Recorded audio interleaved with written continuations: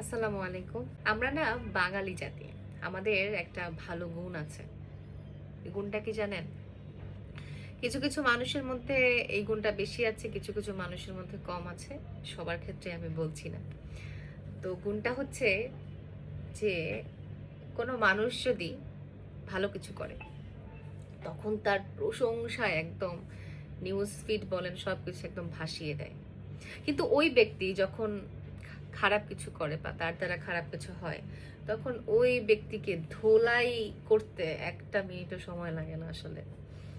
মানে যেমন ভাবে হোক তার গোষ্ঠী সহ, পরিবারের সব মানুষ সহ তার বিরুদ্ধে মানে চলে যায়। সে আগে কই কি করছে না করছে সব কিছু মানে একদম বের করে নিয়ে আসে।